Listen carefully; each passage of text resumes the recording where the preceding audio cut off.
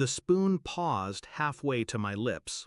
I'd seen it, his hand, quick, nervous, trembling slightly as he stirred something into my bowl. He thought I hadn't noticed, but I had. And when he left the table to grab his phone, I switched the bowls. Quiet, precise, my pulse steady even as my stomach turned to ice. When he came back, he smiled at me. The smile of a man who believed he was about to erase a problem. His problem, me. 30 minutes later, I watched his face pale, his hands clutch at his chest, and I sat still, spoon untouched, waiting. When I met Daniel, he was charming in the way only liars know how to be. Effortless, practiced, magnetic. He sold me the idea of a safe life, promises whispered in the dark, a future drawn in neat lines, stability, family, trust. I believed him. For years I believed him. I ignored the cracks, the little lies, the absences, the shadows that trailed him home. I told myself marriage meant patience, love meant forgiveness, until the patience ran dry and the forgiveness turned into suspicion. The first time I knew for certain, it was small. A credit card statement, 2 hotel charges. He claimed it was business, but the perfume on his shirt wasn't mine. Then came the whispered calls outside, the half-erased texts, the nights he came home with guilt dripping off him like sweat. I didn't confront him, not yet.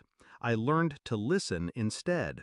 He was reckless when he thought I was asleep, sloppy when he believed I was broken enough not to notice. But the night he slipped something into my soup, thinking he could silence me forever, that was the night his betrayal sharpened into something lethal. Most people panic when they realize their spouse is trying to kill them. I didn't. I felt clarity, cold, surgical clarity. I didn't shout. I didn't question. I didn't ask him why. I already knew the answer. Another woman, another life, a future without me.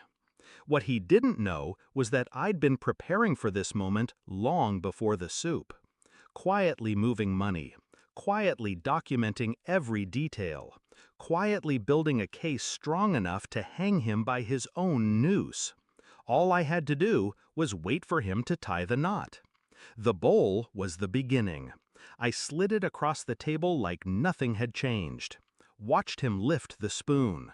Listened to the scrape of ceramic and silver, every mouthful sealing his fate. I mirrored him, feigning calm, though I never touched mine. Then, as his body began to betray him, sweat slicking his brow, pupils blown wide, I reached for my phone. Not to call an ambulance, no. I opened the folder I had built over months, photos, receipts, recordings. His double life in pixels and paper, his affairs, his theft, his plan to cash out my life insurance. I sent it all, straight to my lawyer, to his employer, to his parents, to the woman he thought he would run away with. Then I dialed 911. Not for him, for me. My voice steady, rehearsed. My husband collapsed at dinner. I think he's poisoned. By the time the paramedics arrived, he was half-conscious, slurring my name. His eyes begged me to fix it, to undo what he himself had done. I leaned close, my words a whisper only he could hear. You tried to bury me, Daniel, but you dug your own grave. They wheeled him out on a stretcher, IVs dangling, sirens wailing. Neighbors peered from their porches, murmurs rippling through the dark. And then the police arrived, evidence in hand. The story was simple. He poisoned himself. Intent clear as day. Motive obvious in the files I had so generously provided. He lived, barely, but he didn't walk out free. He woke in a hospital bed with handcuffs biting his wrists. His empire crumbled, his lovers gone, his reputation shattered. And me? I walked away clean, untouched, the dutiful wife who survived a husband's attempt on her life.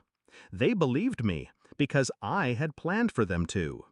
Now, when I close my eyes, I don't see his smile. I see the moment he realized the truth. That I had seen him. That I had outplayed him. That the poison meant for me had only unmasked him. Revenge wasn't an act, it was a mirror, and Daniel choked on his own reflection. People ask me if I feel guilty. I don't. I didn't kill him. I only handed him his own weapon. The night he tried to end me was the night I was reborn, not as his wife, not as his victim, but as the woman who walked away smiling, while he counted his last breaths.